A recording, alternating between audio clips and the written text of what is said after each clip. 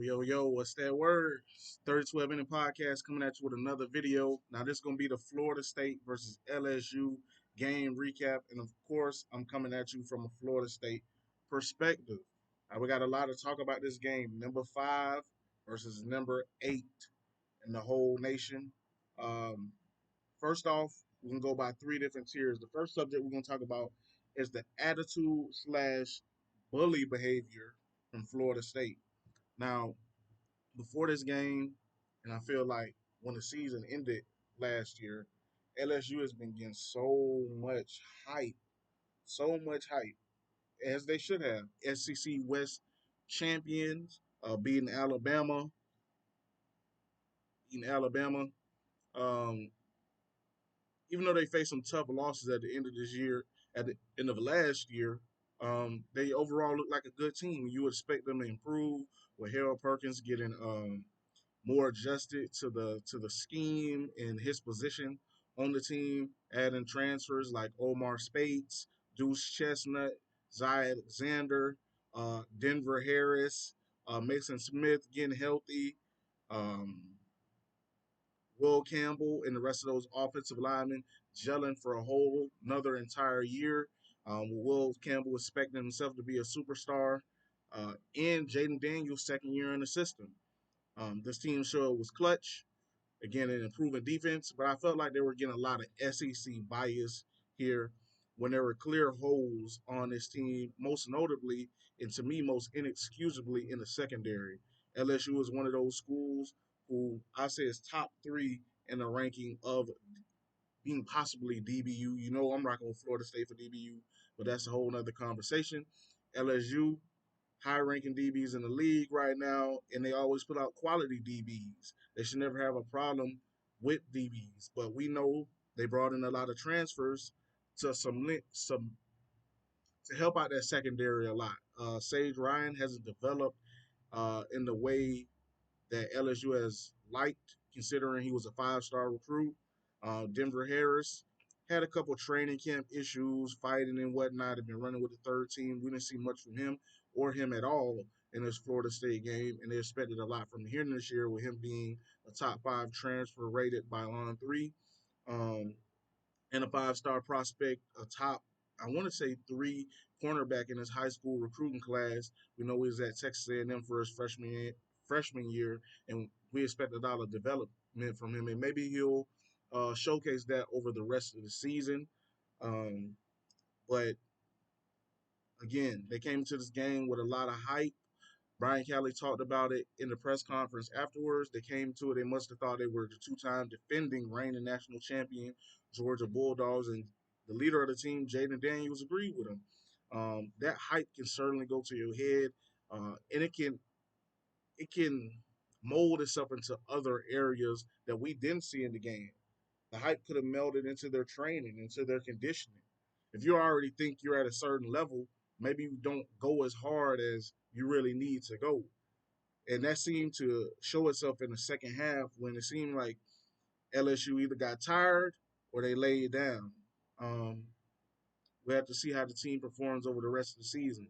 On the other hand, Florida State, I feel like a lot of the fans, but definitely from the outside, had doubts considering how the past few years have looked for us. A lot of the people were calling out Florida State only had 3 lost against all 3 ranked teams last season. They really didn't have no good wins besides LSU, and they discredited that from us because it was Brian Kelly's first game, and yeah, it was Brian Kelly's first game, and they felt like it was honestly a fluke. So they've been chirping that all season. Norvell can't recruit. That's something we're gonna get into later on into the video. Um, but people have just been down the Seminoles. I don't know why they act like, you know, besides the last couple years, that we wasn't them guys in college football, that we didn't have 34 years consecutive bowl streak for Willie and the boys lost it. But I digress. We can go over that in another day. They didn't give us much of a chance. I feel like out of every 5 picks, 3 of them went to LSU. Most people were favoring LSU in this game. When you can go watch my schedule prediction, that's the latest video I dropped before this one. I picked Florida State to win this game, and I explained why. People were talking about the talent gap. I don't think a talent gap was there. In all honesty, um, I thought Florida State had more talent. I believed, and I still believe, and I know, and now the nation knows that Florida State has more talent. You either got to go one or two. They got better coaching or more talent. I believe they got the edge in both. Me personally, last year we had a good year, especially running the ball, and I thought it was going to carry over. Last year they were coming off of 6 straight games with over 200 yards rushing. And I thought that would be extremely important in this game. And they didn't have the greatest rushing game, but that show goes to show the transfer that they bought in, they meant to boost the passing game. Just like last year when they bought in 4 transfer wide receiver, including Micah Pittman, Johnny Wilson, Winston Wright, and there was one more in Deuce Span. They brought in 4 transfer receivers last year. This year they brought in Keon Coleman. And they end up signing finally the unicorn, the magical Destin Hill from high school. He finally made it to campus in Jaheim Bell, best player on South Carolina's team last year for the past couple of years. So with all these transfers coming in, Braden Fisk, Fentrell Cypress, people have to realize these were the best players, Gilbert Edwin. These were the best players coming from the Power Five team they were on, and now they're all grouping up on one team as this one team's gels, while also bringing in a quality high school recruiting class, bringing back Jared Verse, Jordan Travis, things of that nature. I didn't understand, um, and we're in a lot of recruiting battles or transfer portal recruiting battles with the top team in the nation. Fentrell Cypress was wanted by Ohio State and LSU.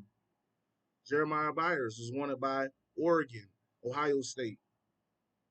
Braden Fisk was one. It came down to Notre Dame, which he's from. I believe he's from Indiana. It came down to Notre Dame. He was up there at Western Michigan, USC, and Florida State. And Florida State got the job done. And Braden Fisk wasn't, to me, one of those players that even stood out in the game last night. So that just goes to show this team still has room for growth. Now, saying all this, we're going to get into the game a little bit. Now, the first thing was penalties. Florida State, I think we had 6 or 7 penalties. Um, Not many procedural, but more so penalties that show how hyped up this team was to play this game. There's a lot of hits out of bounds, really undisciplined plays that we had got used to not seeing in the Norvell era, especially towards the second half of last season, the 2022 season. These players are amped up. They've also been hearing from some places about how good they were. They've been doubted in a lot of spots, and I think they're out to prove that they the big bullies on the block. They're the team to be reckoned with now. We ain't trying to lose no more. But you guys can't have those penalties. We just can't have them. Um, Late hits out of bounds. That's unacceptable. That's a control thing. You got to be able to control your emotions in that situation. Coach Norvell talks about it a lot. Response. That's probably the big buzzwords in the Florida State program. Respond. How are you going to respond to really the uncharacteristic mistakes that you're making? I think we responded well in the second half. Didn't have much. I believe we had 1 penalty in the second half versus 6 or 7 in the first half. And LSU had 0 penalties in the first half. And I think that aided them a lot in that first half. It extended drives, especially when we had that big goal line stand. LSU had 6 cracks from 4th and 1 at the goal line, including on it was either second or third down where Patrick Payton picked up another personal foul penalty for a late like throwing Jaden Daniels on the ground after the whistle penalty, and that extended their drive. And we end up turning them over, turnover on downs. One of our 2 4th down stops, 2 or 3 4th down stops in the game. So they bowled up down there. But the penalties we can't have, and I think that's going to be a big emphasis in practice this week as we get paired to face a talented, decent Southern Miss team. Um, we're gonna need it. We got to get better. I expect the younger players to get a lot of burn next game. They have to learn from the veterans, and the veterans are the one making a lot of those mistakes. They have to learn from the veterans that we can't have those mistakes. And I think it's going to be there because we have a culture and a standard of working so hard and being buttoned up across all areas of the board while being a talented team. The next thing we'll talk about in relationship to the game was the first half in general. Game started off. LSU came out 55-yard swing pass to the running back Bradshaw. That was interesting. I ain't gonna lie, rattled me a little bit. I didn't lose the faith, but of course, 55-yard pass on the first play, very interesting. After you've been hearing all summer about how explosive LSU is and they plan to be. Um, then again, that led to our goal line stand eventually. Um, but LSU came out and they moved the ball. I was surprised by that on the defense. And to be honest, throughout the whole game, not just the first half, I know Jared Verse ended up with a sack, but I didn't see him and Patrick Payne getting as much pressure as I thought they would. But I expect that to change coming up pretty soon. First half, FSU gets the first score. We get introduced to the Keon Coleman era. That's what I'm gonna call it, the Keon Coleman era, as he dominated throughout the night. But they got that first score, Florida State. LSU came right back and scored. They're up 14-7. Both teams aren't being as efficient at that point. Again, I saw a lot of jitters, especially from somebody we expected from Jordan Travis, Heisman Trophy front runner. He was very jittery in the first half of this game. Threw an interception after a muff punt by LSU right after turnover from both teams. That was very surprising. I expect that to change as it did going into the second half. But he was very erratic. I thought he made poor decisions, especially on that goal line play as well. From where we had our own goal line, we had our backs to our goal line, and he just threw a ball up as he was being hit. Could have very easily been intercepted. Didn't like seeing that. And two LSU defenders happened to knock it away from each other. So that was a blessing in disguise. It may be a foreshadowing of things to come. But LSU ended up the first half. Uh, that last drive of the first half got all the way down, what I think within a little over a minute, and ended up kicking the field goal 17-14 going into the half. Honestly, I felt great because I felt like LSU, I felt like the refs, there were some favorable calls for LSU. I feel like the refs was playing pretty soft. I'm gonna be honest. There are some favorable calls for LSU. They had some explosives, but I also feel like Florida State made a lot of mistakes. A lot of mistakes, and I felt like they were playing outside of themselves. You can check my Twitter timeline. Me saying, why aren't we running the ball? We should be running the ball. Why ain't Trey Benson getting the ball as much as he should? Where's Rodney Hill? Why aren't we just manufacturing carries? Now, Makai Wingo and those LSU defensive linemen, they've been training all summer to stop our bread and butter staple play as far as the running game, and that's the counter. You saw them. As soon as the guard pulled, they got on the backside of that guard and they were blowing up the running play. Maybe that's why FSU stopped going towards it in that first half. But I thought Jordan Travis was, we were just throwing the ball around too much. We're throwing it too much. I get it. We want to showcase our transfers and our talent out there at the skill positions, and that ultimately prevailed. But I thought we should have ran the ball more in that first half. Now getting into the second half, some Keon Coleman, 2 touchdowns. I think he ended up with 9 catches for 122 yards and 3 touchdowns. Johnny Wilson, 2 critical drops. Critical drops. I think both of them occurred in the first half, but he ended up with around 104 yards. So he had a regular Johnny Wilson explosive night. And I expect Johnny Wilson to be much improved, especially with teams now. They're going to start viewing Keon Coleman as Jordan Travis' favorite target, his number one receiver. And imagine this, they're going to start shading coverage to Keon Coleman's side and leaving Johnny Wilson one-on-one opportunities. And I expect him to win that one every time, as well as Florida State fans, media, and team, and coaching staff. We love to see Johnny Wilson in one-on-one coverage. We know the damage he can provide, I'm willing to wager. I'm willing to wager that it sets up big time in these coming weeks, including that Clemson game. I think it's going to be huge. Trey Benson got it going in the second half, in a sense. Rodney Hill was impressive. They got back to running the ball. Florida State got back to their bread and butter.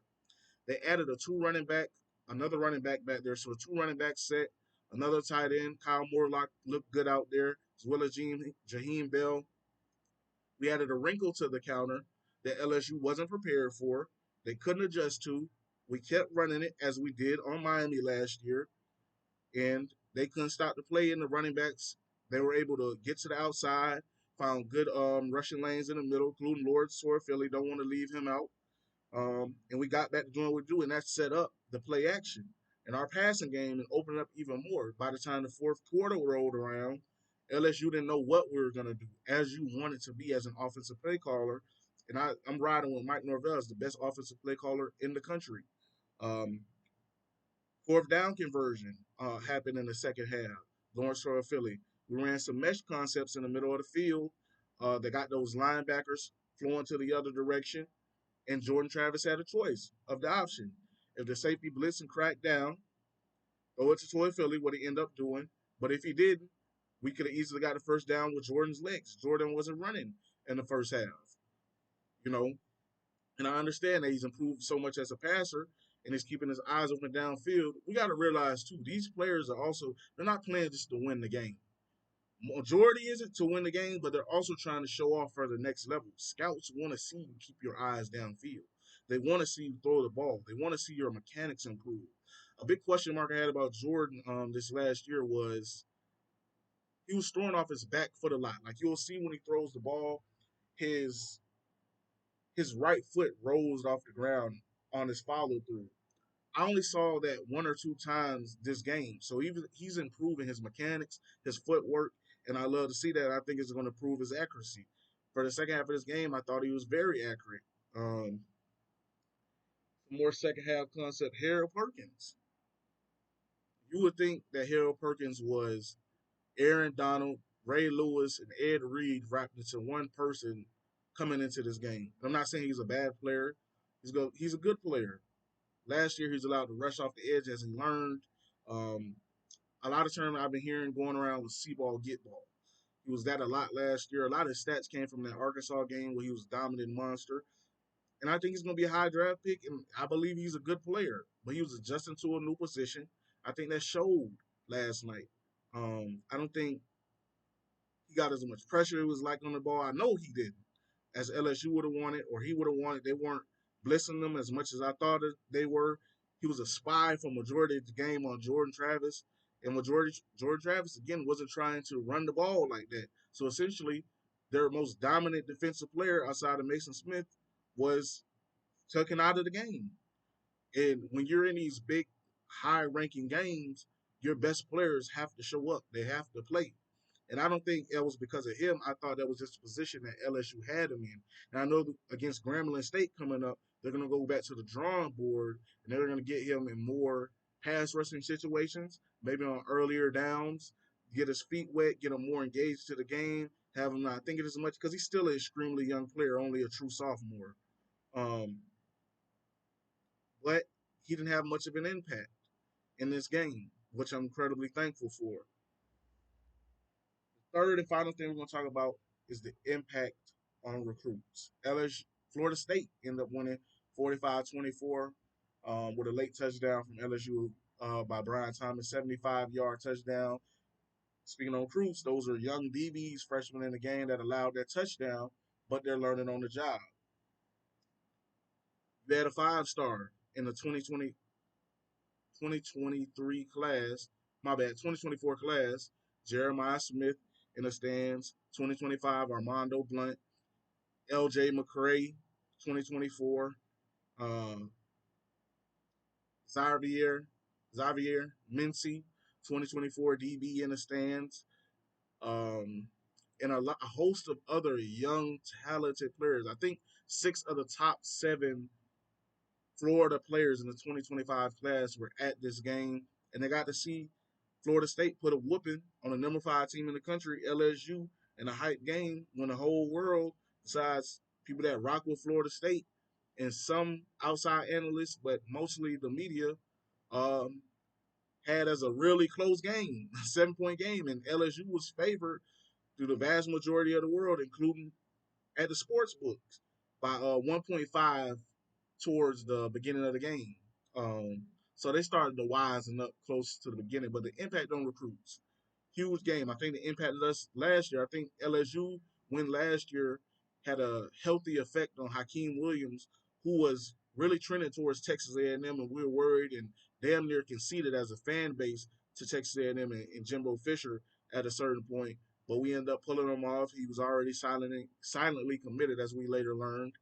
And I think this is going to have a big effect on players like Jeremiah Smith, seeing Keon Coleman and Johnny Wilson, who, by our standards, by Florida State fan standards, had an okay game.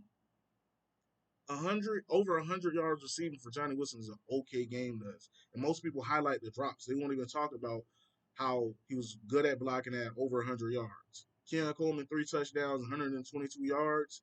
He's seeing both these big receivers like him. He's 6'3", he's about the same measurables as Keon Coleman as a high school senior. 6'3", 215 pounds, committed to the Ohio State Buckeyes. The Buckeyes, Marvin Harrison had 2 receptions for 18 yards, I believe. And Emeka Ibuka wasn't much. I'm not going to say better because that was since like they had subpar games when really the quarterback play wasn't amazing. Kyle McCord didn't look amazing in his first game versus Indiana, his first start. But we got to see how they traverse on the season. I don't expect that to be the same way. And you can go check that out in my Ohio State schedule prediction. When I predicted Kyle McCord would get the start over Devin Brown. But Jeremiah Smith, when you weigh those two, Keon Coleman had a better game than the Ohio State whole passing attack against the number 5 team in the nation, Florida team. Honestly, from reading into his comments and things of that nature, I believe that he would rather play for a Florida team, but they got to give him a reason to go there. LSU, Ohio State has been LSU too has been pumping out first round incredible wide receivers in the NFL, so it makes sense. He wants to go to the NFL. He's the best player in the class. He wants to go to the NFL, and who better to get him there than Brian Hartline? He committed in December 2022. He's been committed for a long time. Um, and those guys, if Marvin Harrison isn't the first non-quarterback off the board, it's going to be Jared Verse. So he's incredibly talented. They got Carnell Tate, Brandon Ennis, Julian Fleming, Emeka Ibuka, and a host of other receivers there. They're all going to be drafted. So he sees proof in the pudding. You got to respect that. But at the same time, as a Florida-born dude and a Florida native, you want to be closer to home, regardless of what anybody says. You want to be closer to home. You want your family members at the game. You want it to be easier travel for your family. You want to play against people that you grow up with because you're guaranteed to play Miami and Florida every year. You know some players that you grow up with, including the receiver opposite of you, JoJo Trader, is going to be at Miami, and a dude you practice up against every day is Zyquan Patterson, who's also committed to Miami. You're going to go up against those boys in college if you were to go to a team like Florida State or Miami or Florida, UCF. My point is you want to stay in Florida.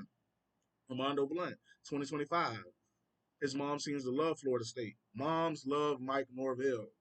Um, and we need defensive linemen, as a lot of our guys are going to be graduating in the next 2 years, even though we got young players behind them who we expect, including Ayo Tafasier, um, Joshua Farmar, if he doesn't, well, he's probably going to the NFL in 2 years.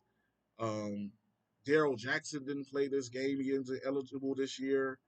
Um, and a host. There's one more player that I'm forgetting, but I got his face in my mind, but I can't remember his name right now. Came from Hialeah, Homestead. Came from Homestead. So FSU fans, get in the comments. Let me know who I'm thinking about. Defensive tackle, who's a true sophomore this year. Keith Sampson, also as well. Um, Regardless, I think this had a big impact on recruits. I expect us to see us mentioned a lot more favorably now, even though we have a great recruiting class. I think this helps solidify more recruits like uh, Charles Lester and KJ Bolden, especially with Charles Lester, because we heard a lot about what Dion and Colorado was offering him, and they had a great showcase against TCU. Y'all subscribe to the channel. I'm going to talk about that video coming up next. I'm going to drop that on September the 5th. the TCU versus Colorado recap. That was a supposed game. We know the offensive coordinator is very favorable with Deion Sanders over there at Venice High School, and Charles is going to hear all about that. You know, he saw the performance of Travis Hunter playing, I believe, 119 snaps.